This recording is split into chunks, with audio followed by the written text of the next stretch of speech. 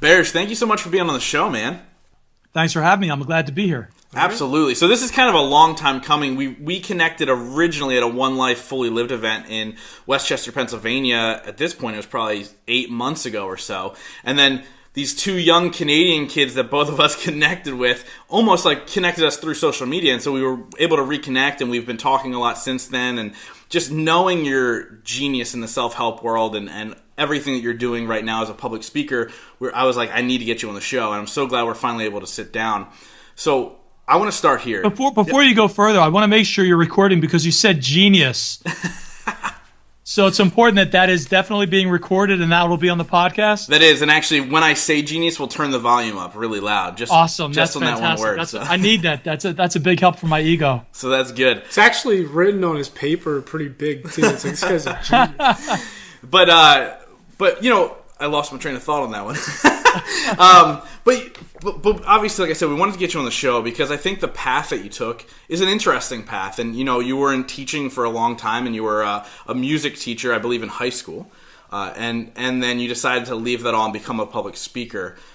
What brought you down that path? Why public speaking, and why did Bearj become who he is today? Well, that's a really, really big question. I'll try not to answer it as big as you asked it.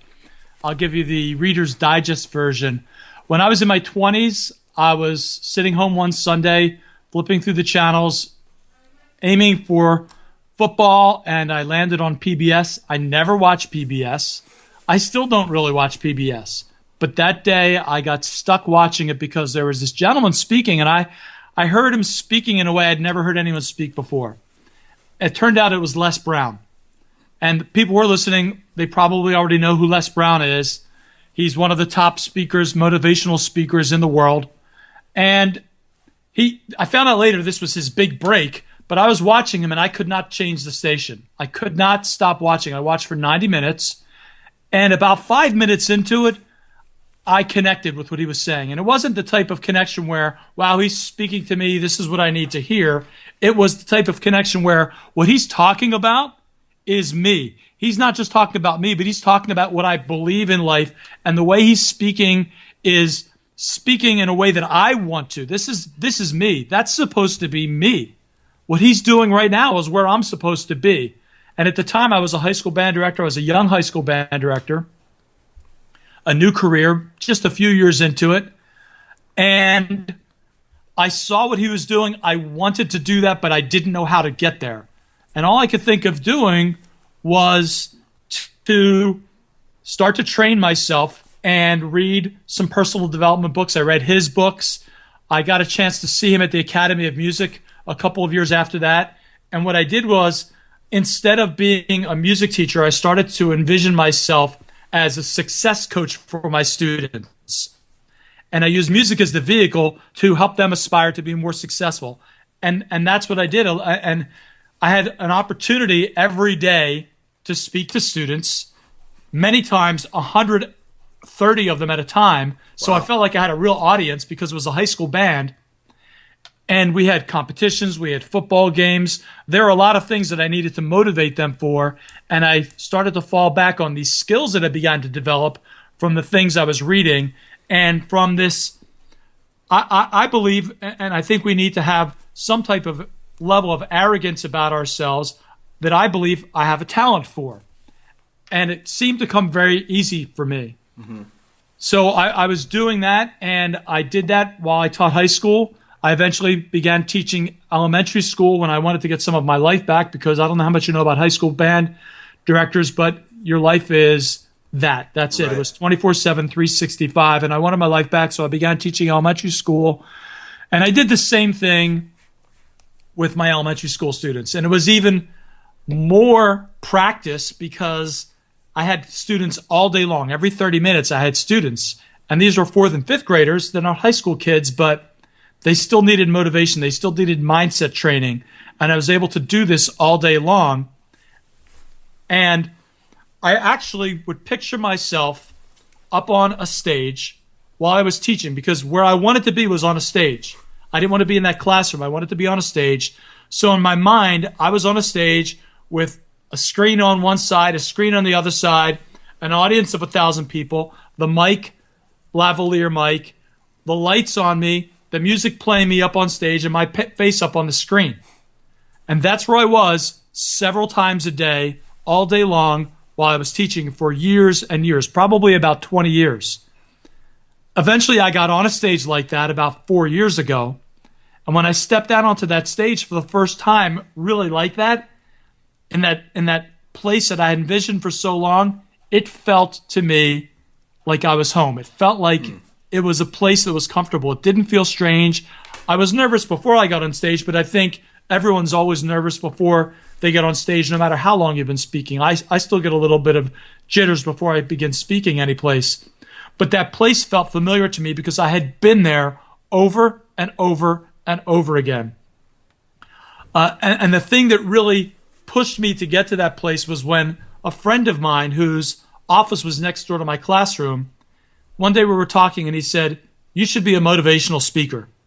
It blew me away. It blew me away because I had never told anybody. I had never shared with anyone that that's what I wanted to do. Wow. Even though I was reading about it and studying it and practicing it with my students, I had never shared it with anybody. So I asked him why. He said that to me, and he said, "Because I can hear it in your voice." It just so happens that he taught night school at Strayer University. He said, "I want you to come speak to my class." So I said, "Great, let's do it." And I went to speak. For the 2 weeks leading up to that, I was nervous. I really didn't know what to prepare to speak because I'd never prepared a talk before. I had only spoken extemporaneously to my students. I'd never prepared anything before. I didn't know how to prepare anything. And up until the moment where I was parked outside of the building where his class was, I still didn't have anything prepared. But suddenly a calm came over me and I thought, "Bearj, you have been doing this for years, every day for years. You already know what to do.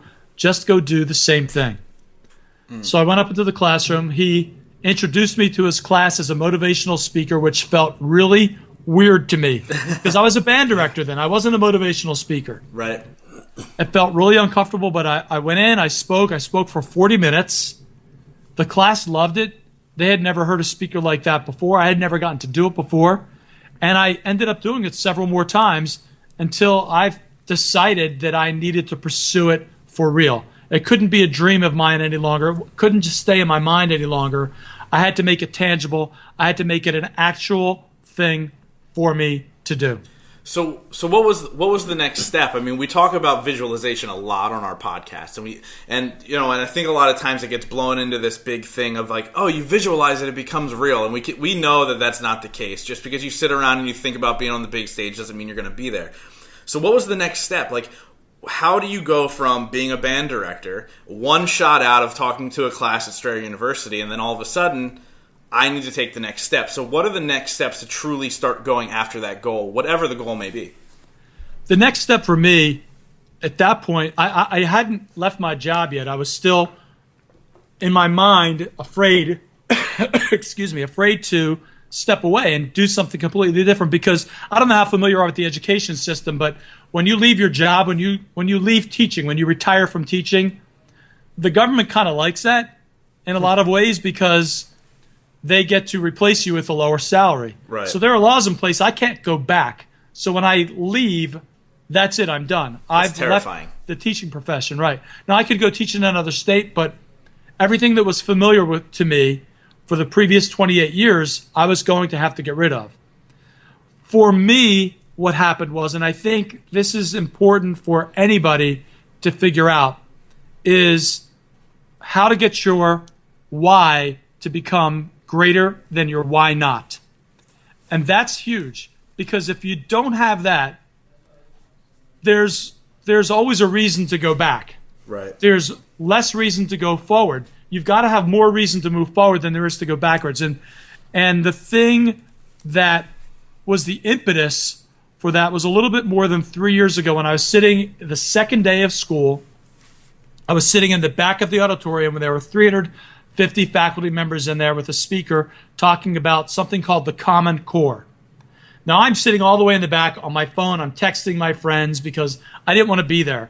It was the second day of school. I was mourning the loss of my summer. I was emotionally ensconced in black. My freedom was gone for another 9 months. And I had actually considered that spring before that maybe I don't want to go back. I wasn't sure. I had invited my best friend and his wife and daughter to come to the last, what I thought might be my last band concert, and it ended up that it was. Because on that day, when I sat there listening to that speaker, she said a few things that made me realize I was in the wrong place. And she helped me to get to the point where my why was greater than my why not. She started talking about the Common Core and how students who get to high school, the the ratio of fiction to nonfiction was going to flip-flop. They were going to be reading less fiction, 30% fiction and 70% nonfiction. Right. And then she asked the high school staff, does anyone have a problem with that? About half the room raised their hands. I was one of the people who raised their hands. Even though I taught 4th and 5th grade instrumental music, I knew that was a bad thing, that creativity is something you don't want to hold back. Right. I realized then that she was baiting the high school staff because her next comment was, well, you're just the people who teach that subject. Wow. And that got me upset. So I'm in the back of the room again, and as a speaker, I couldn't hold back. In my mind, that's who I was in my soul. And I shouted from the back of the room. I said, no, it's not. And she said, well, you're just one person. I said, no, I'm just the only person speaking up. Wow. She continued for about 10 minutes, and then she said, does anyone have any comments? Well, that was probably a pretty big mistake on her part. And I stood up and I said, I have a comment. Said, when the Googles, the Microsofts, the Apples are all looking for the next creative thing, that next new thing, that next different thing that no one has ever thought of, no one has ever invented or created before, we're telling our students they need to be less creative and more by the book. I have a big, huge, gigantic problem with that. A lot of applause from the staff. The next several days, people would see me and say, that was great. We're so glad you said that. But I realized I'm in the wrong place. I can't affect change in a place where the mindset is to contract rather than to expand. So within a few days, I had filled out the form that I needed to send to the state, and I just needed to get to the place in my mind where I was good with doing it. And a month later, I drove home. It was a Monday. I got home. Right on this desk where you're looking at me right now on Skype was the envelope sealed, ready to be mailed. I looked at it. I said, this is it. Let's go. I picked it up. I drove over to the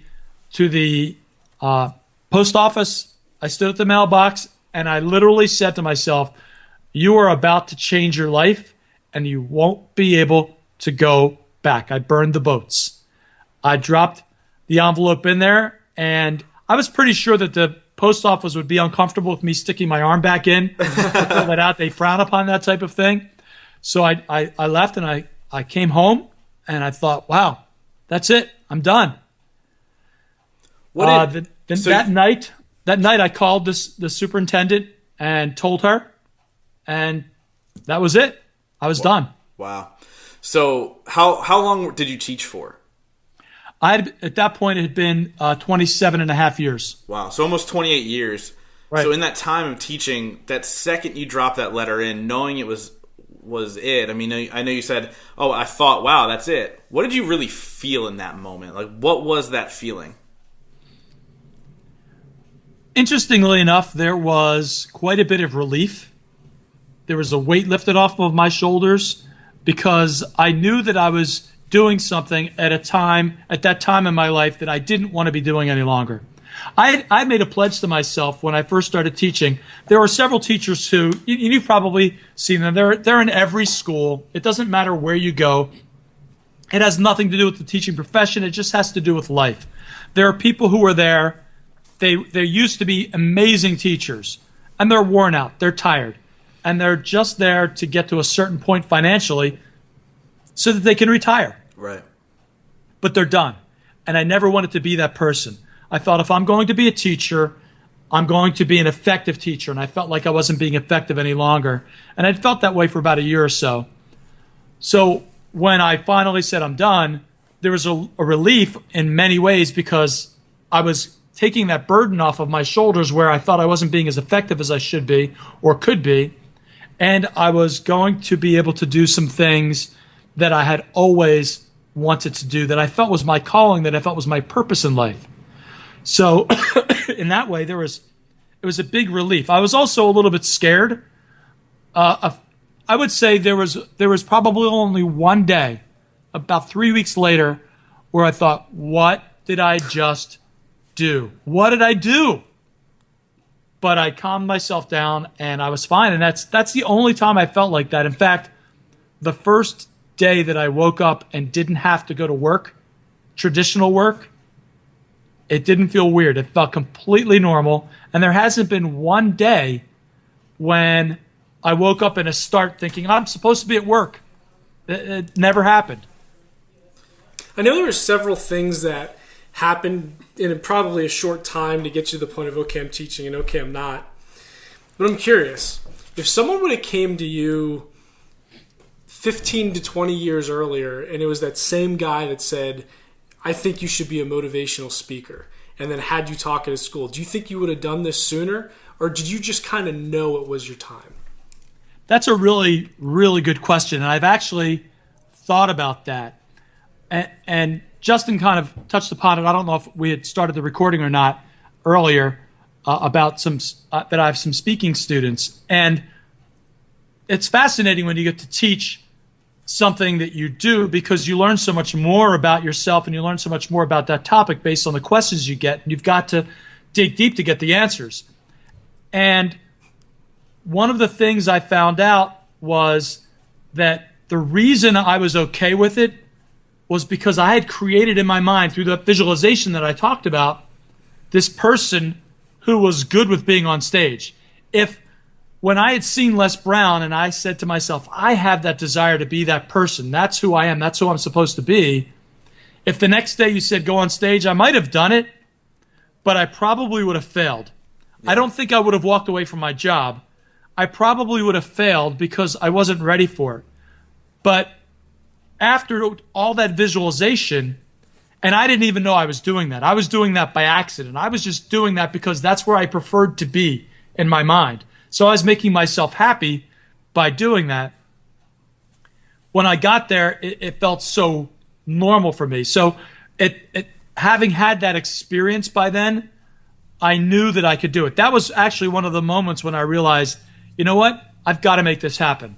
This is something I have to do. I've got to figure out a way to make this real because this is a happy place for me. I like this. I like affecting change. I like impacting people. I love that feedback and the energy I get from the audience. This isn't just fun. It's impactful. And because of the sum of those experiences, at that point, I was finally ready to do it. I like to say that I was afraid for a long time, and I was. And maybe I could have sped up the process by doing some different things and getting maybe some coaching and learning a little bit more about business. But the reality was, when I did it is when I was ready to do it. No, I like that a lot. And we try our best to give amazing takeaways for our audience. And we're talking a lot about your passion and your purpose and how you discovered it. How does somebody who's probably unhappy in their job, who doesn't want to go every day, who wants to speak up, how do they find their purpose? Because obviously if you're unhappy in your job, that working for some other person or whatever might not be your purpose. How does somebody find that? That's a tough thing for a lot of people to do. It's very difficult. I was really fortunate because it just came to me one day, and I had that experience where I knew that that's what was supposed to happen for me. I think most people deep down know what it is, but they become so overloaded with life and responsibilities, family, tradition, normality, friends, neighbors, the people that we hang out with, that it gets buried and we don't know what it is any longer. I think we all know what it is somewhere inside. I think probably the best way for almost anybody to figure that out is to get with somebody, get with a coach, and get with someone who can pull that out of them. Because to try to do that on your own is really difficult. I know there are things that I can teach other people and help other people with, but I can't help myself with those same things. I need someone else to do that for me. Yeah, absolutely. Did you have something? I was changing subjects a little bit. That's fine. Go ahead. So you talk a lot about authentic leadership, and I was curious to know a little bit more about that because I haven't heard that term before. Authentic leadership? Yeah. So, well, I think you know what being authentic is being Right. true to yourself and who you are. Yep. And if you want to be an authentic leader, I think what that comes down to is being someone who is not managing people, but helping people, and being the person that you are for them, that you're a person that's there to help other people, to enable them to be more productive, to enable them to be the best self that they can be, to enable them to be more authentic themselves, and give them the tools and the resources to be more productive and more successful themselves. I think that's what authentic leadership is. Okay. Where you're not trying to be something, you are yourself. Very cool. So just to kind of get a little bit deeper into your story, I know you and I have talked about this already a couple times, and I know you've talked about it publicly, was when your mom had passed away. I think it was about Right. 10 years ago. When that happened to you, what kind of effect did that take on you, and what did it do for you as an individual going forward?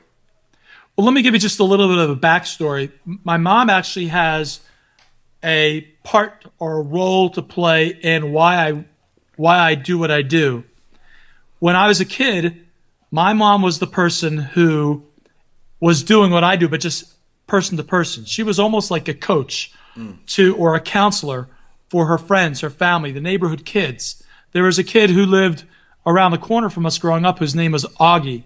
And Augie was a troubled kid. He was in gangs and alcohol and drugs. And my mom was counseling him because she saw something in him. At some point, he was walking across the street, got hit by a car, and died. Wow. And I never saw my mom more torn up than that. It really tore her apart. But she was this person who wanted to help people. And when she was sick for the last few months, when it was clear that she wasn't going to make it, people would come to see her, and they would send us cards and letters. And the same thing happened after she passed away. And people either said to us or wrote in a card or a letter, almost to the person it began with, "If it wasn't for your mom." Wow. And I said to my sisters that the afternoon after the funeral, because people were continuing to say it then to us over and over and over again, I asked my sisters, "Did you ever feel slighted by mom?" And they said, "No, why?" I said, "Because everyone keeps saying if it wasn't for your mom, this would have happened, or this wouldn't have happened, or I would have never." When did she have the time to do all of that and still take care of us and make us feel like we were number one?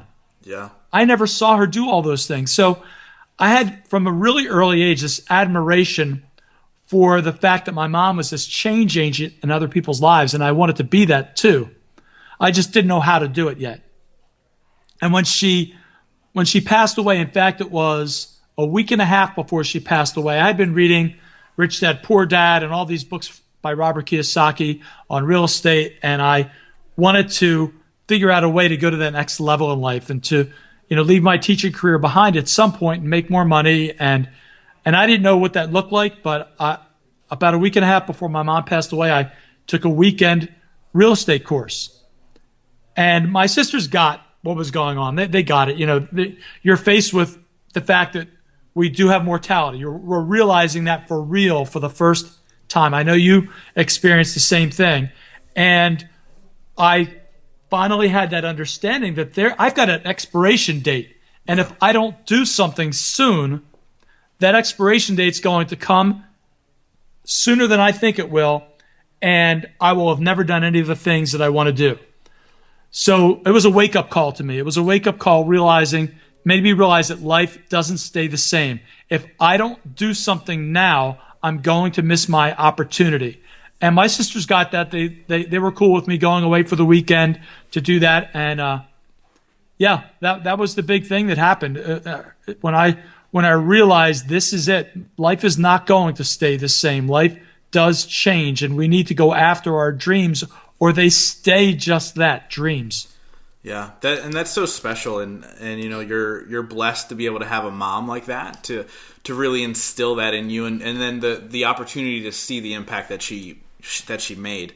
And I know that we had a conversation earlier. I think it was during a mastermind call that we do sometimes in a group, and we discussed like, what's your purpose, and it broke down to, what do you want people to say about you at your funeral? So my next question for you is, what do you want people to say about you at your funeral? If it wasn't for Bearj. I love that. That was perfect. That's amazing. You know, and I think a lot of times we take tragedy in our life and we make it positive, or we try our best. And that's certainly something that I've been accustomed to, especially within the last year or so of my life. And like, so I want to honor you for that, because it's tough, you know. And that's just really, really cool. But on a brighter note, and going forward, you're working on a book right now, which we were talking about before, and it's called The 3 Pillars of Success. You said you're about 20% through right now, but after you were describing it, I was like, I can't wait till this book comes out so I can get my hands on it. Why don't you talk a little bit about what you're writing and what's the 3 Pillars of Success? Absolutely. Well, the title isn't necessarily that. The title might be Break Down the Wall to Your Success Zone. I'm not positive. I haven't fallen in love with that yet, but that's the basic idea of the book. And as part of the book, I talk about the 3 pillars of success, which are believe, decide, and act.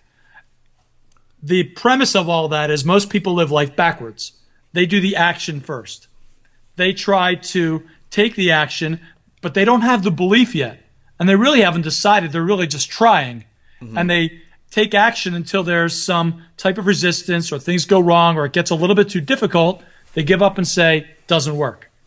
And the reason for that is because they have yet to build that belief. It's the least sexy part. I compare it to a tree growing. No one goes to see a tree's roots. But the reality is that the tree's roots form the foundation of that tree. Those roots stabilize the tree. It holds it in place so that it can withstand any storm that comes by. And it also feeds the tree nutrients so it can grow. But no one goes to see the roots. And that belief is the same thing as that root system, or even the foundation of a building, that part that no one really cares about. But without that, you don't have the rest of it. Right. That's the part that no one wants to work on. But you need that if you want to continue to go on, because if you don't have the belief in yourself, you'll give up. We all know that. Everyone already knows that. Everyone understands that. But most people have those enabling friends who say, it's okay, Justin. It's okay, Zach. You tried. That's all that matters. As long as you tried, you're okay. I say those friends are toxic. Run as far away from them as you can, as fast as you can, because they're just enabling you to quit. And that's all they're doing. How do you know if you really believe it or not?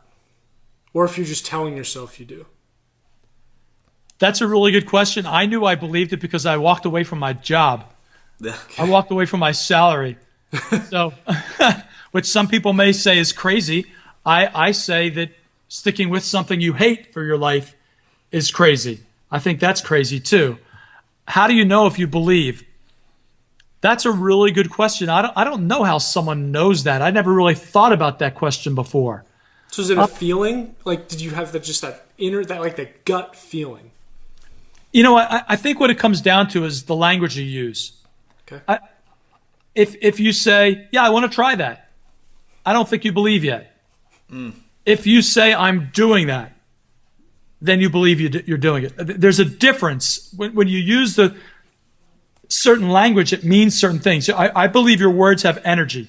Yeah. Your words have life, and they have a lot of meaning. And when you use certain words, to me, that's an indication. I've spoken with people, and I think to myself, they don't mean that. You can tell. You can tell from the words someone uses. Wow. I like that. I do. So maybe a good best practice would be go to people who you really trust and talk to them about it, and then say, hey, so what do you think about this? And if they'll just say you're ready, or... I don't know about that. Right. I don't know if you need to ask anybody. I think that's something that's your decision. What would most of my friends have said to me if I said, hey, listen, I'm going to quit my job. I'm leaving early. I'm going to give up money in my pension. I'm going to give up having a full pension. I'm giving up this nice salary, and I'm going to become a speaker. I don't know how to do it yet. I don't know the avenues to take. I don't know anything other than that's what I want to do, and I believe I have talent for it. That's all I know. My friends would have said, listen, just keep your job for a little while, figure it out, take your time, no rush. That's what they would have said. Yeah. I guarantee you now that you're doing it and you're doing it well and you're making a living doing it, they'll still go to you, you're crazy. Like, I think that the mindset of people is just to walk away from something so secure is crazy no matter what you do after that. It is. I've had people say that they think it's great. They admire what I did. Right. Think about it like this. If I said to you, I think I'm going to buy a boat. You would probably say, a boat? Are you crazy? It costs so much money. You've got to dock it. You've got to put fuel in it. It's going to suck your life dry. It's more headache than it's worth. Everyone's going to want to go on your boat. It's going to cost you a ton of money. You're going to have all these hangers on who aren't going to contribute anything, and it's going to be you're going to be a slave to it. But if I said to you, I just got a boat, you would say, when are we going to go skiing? When are we going to go fishing? Yeah, when are we going to go for a ride? Yes, exactly.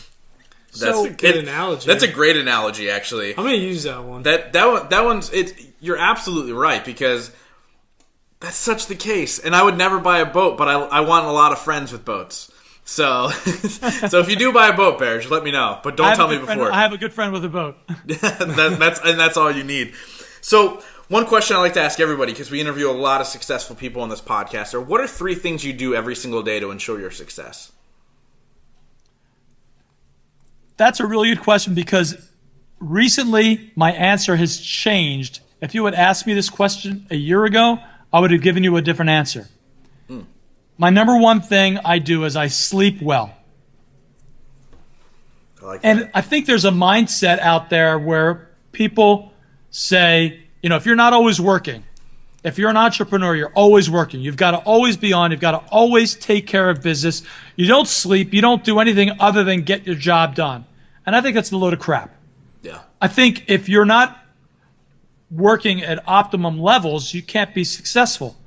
You're going to slow down your pace. You need to have rest. You need to be able to recover. So the first thing I do is I sleep. And I used to think I needed to get up at 6 a.m. or 5:30 a.m. if I want to be successful.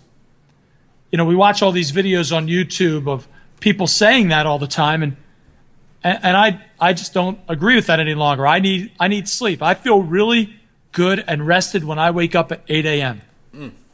I feel really great, and I jump out of bed ready to conquer the world. So that's the first thing I do. The second thing I do is I read every day. Every day. And I heard John Maxwell say this once, and it really resonated with me. When he was talking, he talks about these you should have 5 things that you do every day. So you're asking about 3. So one of the things I do every day is read. And the way he put it, he said, well, what about on your birthday? I read. What about when you're not feeling well? I read. What about on Christmas? I read. What about if you're going to a funeral that day? I read. What if there's a bad snowstorm? I read. What if this? What if that? I read. I do that every day. Just like we sleep every day. Right. There are certain things you need to do every day, and that's one of the things I do every single day. And then a third thing that I think is really important for me to do every day is for what I do is create content. I create content every single day. I like all those answers, and I love just a great example is no matter what's going on, I read. No matter what's going on, I do this, and that's so key, because I think a lot of times, including myself, we all make excuses. Oh, I didn't get that today because of this, and that's not fair to ourselves, because we want to be 100% ourselves and 100%, growing every single day. So I love that a lot. So thank you for sharing that. And we wrap up all these podcasts in the same way. But before we get there, Bearj, is there anything else you want to add? And also, how do people find you? How do they know when your book's coming out? All that fun stuff. Awesome. Well, if you want to find me, you can go to my website, which is breakdownthewall.com. That's BREAK, not like the step on the break, but breaking. breakdownthewall.com. And I actually can give something away for free to everyone who's listening. Awesome. I've got a free report. So if you go to breakdownthewall.com/free report, you can download a free report that I have. And if you do that, you will automatically get notified when my book comes out. So that's all you need to do to get notified. Once you do that, I'll absolutely notify when my book comes out. I'm imagining that it will be ready sometime in the spring. I'm really excited about it. It's my very first book, and it's been years in the works. just figuring out the structure I wanted to have and what I wanted to put into it. The first section of the book is relating myself and my difficulties that I had with who I felt I was and who I had to become if I wanted to become an entrepreneur, if I wanted to become a speaker. And I relate that to what everyone needs to do to get past those hurdles, to break down that wall into that success zone. And I do want to add one other thing. Like I said earlier, I think our words are very powerful. They have energy. And it's really important to think of what it is in life that you want rather than what you are escaping. And I hear a lot of people talk about getting out of their comfort zone. And every time I hear them say that, all I think is, so you're focusing on the comfort zone, you're talking about what you don't want, which is why I like to say break down the wall to your success zone. Focus on where you want to go. And the crazy thing is I figured that out when I was playing a video game on my phone. There was this game where I had a spaceship, and I don't play video games any longer, by the way, but there was this game where I had this spaceship, and I was flying it, and I kept crashing into everything, and I realized it was because I was looking at the thing I was trying to avoid rather than aiming at the thing where I wanted to be. And we have to do the same thing in life. If there's something we want, that's what we have to think about. That's where we have to aim. That's where we have to put our focus. If we continually think about where we don't want to be or where we used to be in life and focus on our past, we'll never get to the future. I said in a Facebook Live video yesterday that when we drive in a car, the front windshield is really big and the rear view mirror is very small. And there's a reason for that. The windshield is where we're supposed to be looking. We need to have that view of where we're headed, and we're only supposed to reflect on the past. And that's why the rear view mirror is so small. And the last thing is, if you're driving at night, your headlights shine about 100 yards ahead of you. That's it. Now, most people, when they embark on doing something new, they want to know, how's it going to turn out? And how am I going to get there? Well, you don't know. Les Brown says, the how is none of your business. And when you're driving, the next time you're in your car at night and you're thinking about what it is you want to accomplish, and you've got your hands on the wheel at 10 and 2, what I want you to think about, if you're listening right now, what I want you to think about as you're looking forward and you see those headlights shining on the road is, my headlights are only shining 100 yards ahead. However, my destination is much further, and I can go as far as I want 100 yards at a time. That's all I need to see is 100 yards at a time, and as I continue to move forward, a little bit more will be illuminated, and a little bit more will be illuminated. You can drive across the country 3,000 miles just 100 yards at a time, and you can be successful just 100 yards at the time as well. Wow. That's awesome. I like that a lot. So I've heard the rearview mirror analogy. I've never heard the headlight analogy, and I love that. That's perfect. Always that whole idea of always take the next right step, and that's all you can control. So I absolutely love that one. So what I want to do now is just get into a little bit of word association. So what I'm going to do is I'm going to say a word. You just give me the first word that comes to mind. Oh, brother. Is this supposed to be G-rated? It doesn't have to be. No, we can go explicit on this one. I did just sign up for your free stuff too. Awesome, thank you. So there you go. So the first word that I have is education. Only one word I can give back? One word. Change. Public speaker. Impactful. Passion. Necessary. Goals.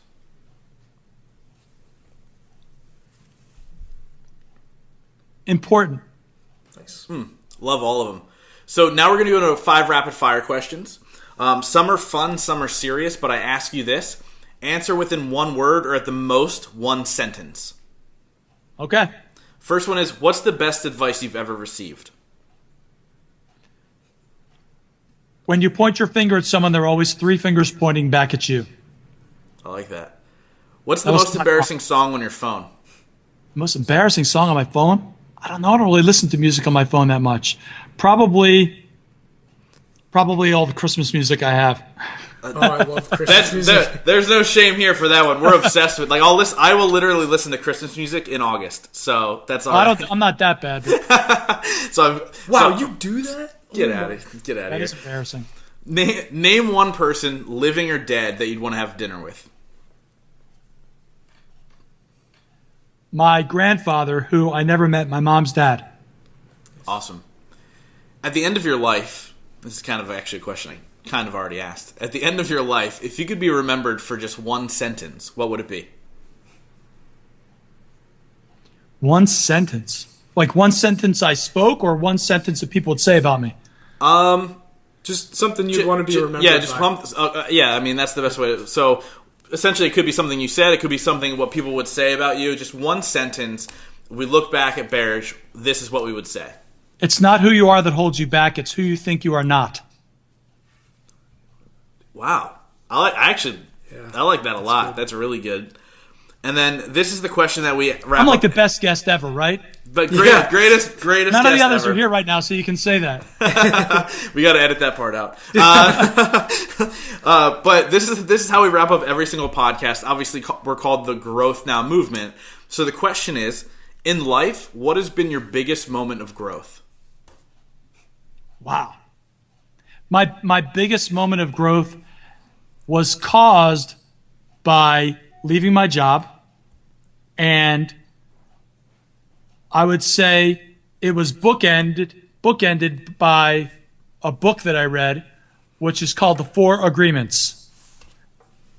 And the last name of the author is Ruiz, I believe. And that was the book that I probably read it at just the right time, that all the other books that I had read fed into that, and it changed my mindset 180 like a heartbeat. It was unbelievable. It changed everything for me. It changed how I felt about things, how I looked at life, how I looked at other people, and it hasn't stopped changing me. Awesome.